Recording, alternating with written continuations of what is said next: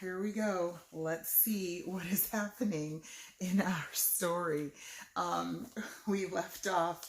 I just have to read this again because it's one of my favorite parts. So we're going to go back just a little bit. And yes, Elsie, obviously that's what he wanted. Haven't you figured that out through the whole story that like they were falling in love? Okay. um, so I just have to do it. I shall call him huge, announced Martha independently. After all, he looms huge in our future if you know what is going to happen. If he's going to be our...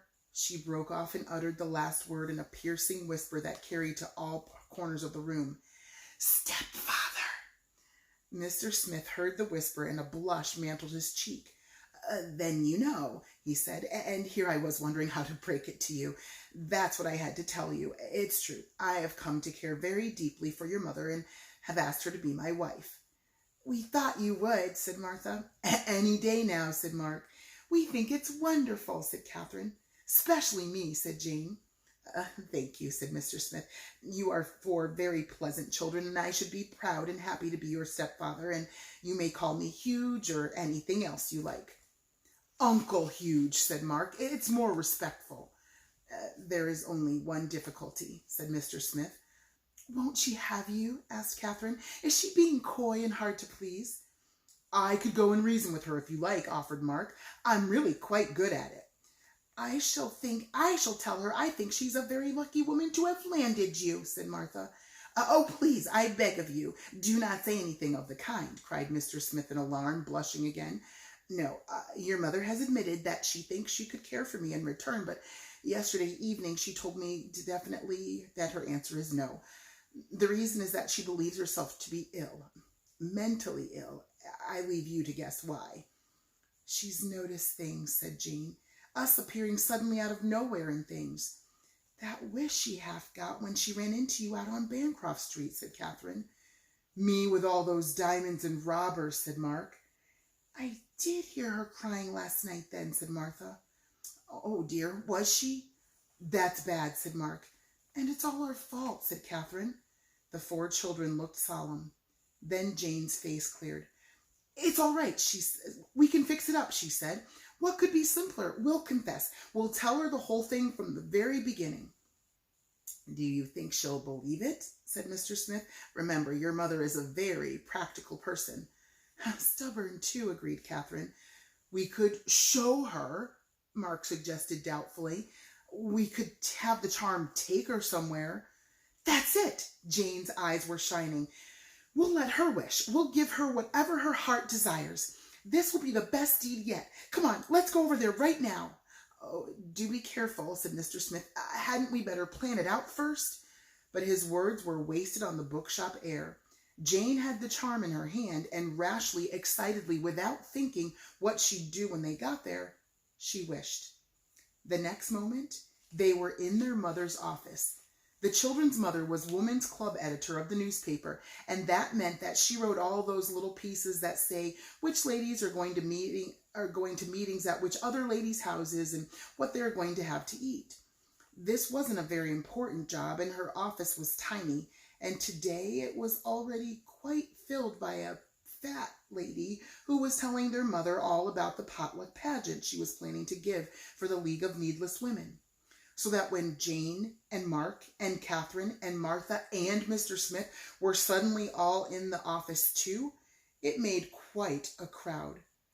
Oh, cried their mother, turning pale as the five familiar figures appeared out of nowhere before her gaze. There it is, happening again. Really, said the fat lady to Jane and Catherine and Martha, who were wedged tightly against her. Stop shoving! I'm sorry, but we haven't time for you now, said Jane to the fat lady, and she wished her twice as far as where she belonged. The lady was quite annoyed to find herself suddenly at home in her own kitchen, and later sued the newspaper for witchcraft. But she was never able to prove her case, and anyway, that does not come into this story. Back in her office, the children's mother sat staring palely at the place where the lady had been. It's all right, Jane told her. We know what you're thinking, but you're wrong. We can explain everything. What you thought was you going crazy was just us, said Martha. We've got a magic charm, said Mark. We've had it for a week, only we didn't tell you, said Catherine. We thought you were too old to know. And that night, when you went to see Aunt Grace and Uncle Edwin and wished you were home, you had it, said Jane, and it works by halves. And that's how you happened to meet Mr. Smith, and that proves what a good charm it is, because we think he'd make a wonderful stepfather and not a bit Murdstone. And we've adopted him for our Uncle Huge, and we think you ought to marry him right away. Their mother looked at Mr. Smith reproachfully. You told them, she said, and now they're making all this stuff up to make me feel better. How could you? No, that isn't it at all, said Jane. There really is a charm. Look. And she put the charm in their mother's hands. That's a nickel, said their mother. That's what I thought at first too, said Jane, but it isn't. See, it's got old ancient signs on it. Wish, why don't you? That'll prove it, for whatever your heart desires. Or wait, I'll show you how. And she touched the charm where it lay in their mother's hand. I wish, she began, trying to think of something simple and harmless, yet unusual. I wish 2 birds would fly in the window and speak to us. Immediately, a chickadee flew in through the window and stood on the desk. Hello, it said. It flew out again. Their mother had her eyes shut tight. Tell it to go away, she said. It just did, said Martha. Their mother opened her eyes. That proves it, she said. It's just as I was afraid it was. Everything's been too much for me and my mind's given way. And now, said Mr. Smith, you mustn't get excited. But Mark interrupted him. Honestly, he said to Jane in disgust, making birds come in and talk to her? No wonder she thinks she's crazy. Whose heart's desire would that be? No, don't you remember how she always used to say she wanted to be city editor of the paper someday? Let me have that. And he took the charm from Jane. Careful, said Mr. Smith.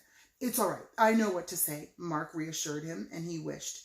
The owner of the newspaper walked into the office. Ah, dear lady, he said, how happy you look with your little family around you. Their mother turned a woebegone face upon him and said nothing.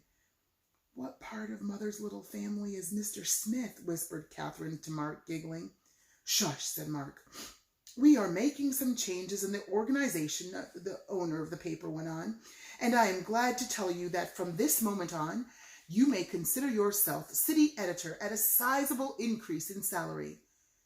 No, said the children's mother, shaking her head stubbornly.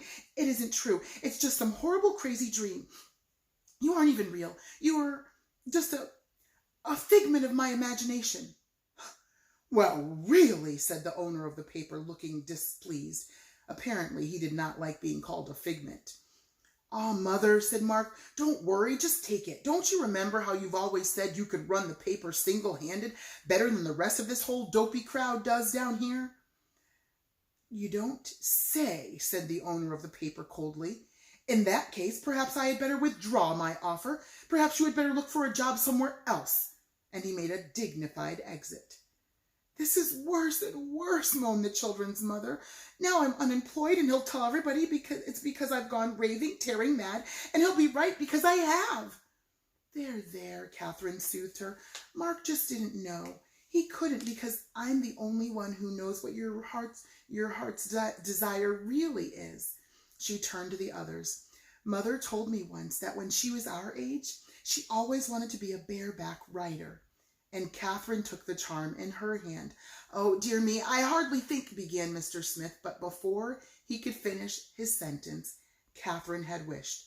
And he and the 4 children found themselves sitting in the front row of the grandstand inside an immense circus tent, and the ringmaster was just cracking his whip and announcing that La Gloria, the best bareback rider in the world, would now perform her death-defying act.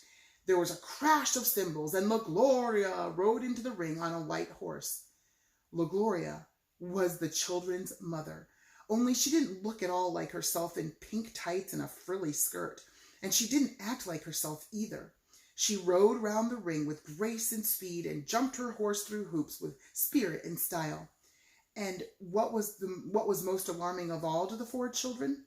She seemed to be enjoying it. Hoopla, she cried. Alley-oop, wee! Stop her, wailed Martha. She'll hurt herself. She'll fall. And she jumped over the rail and ran into the middle of the ring with Jane and Mark and Mr. Smith behind her. Forgetting the charm in her hand, Catherine ran with them. LaGloria had to rein in her horse to keep them from running them down. Get out of the way, you're spoiling the act, she said haughtily. This is awful. She doesn't know us, cried Martha. Of course she does, don't you? Said Jane. No, and I don't wish to, said LaGloria. Out of the way, the show must go on. Why? Said Mark, ever willing to argue a point. Behind them in the grandstand, the audience was beginning to be restless. In my opinion, people who interrupt other people's entertainment should be ejected, said a lady in the front row. You're right, said the lady sitting next to her. They should be ejected first and then put out. An angry murmur began to grow. Down in front, yelled somebody. Get the hook, yelled somebody else. The ringmaster approached, cracking his whip. Then, just as it looked as though there might be unpleasantness, Catherine unwished, and they found themselves back in the newspaper office. Their mother sat at her desk, a dreamy, faraway smile on her face. Catherine turned to her anxiously. There, she said. Now do you believe? Their mother's smile vanished. She looked stubborn. That didn't happen, she said. It was a dream. How do we all know about it then? Said Catherine. You don't, said their mother. You couldn't. And nothing any of the children could say would make her believe anything else. After 5 minutes of trying, they were all breathing hard and beginning to feel a bit desperate. And we're going to have to leave it there and find out what else happens next time. There's still a little bit to go. So we'll see what happens with Mom and see if she ends up believing or not. Stay tuned. See you later.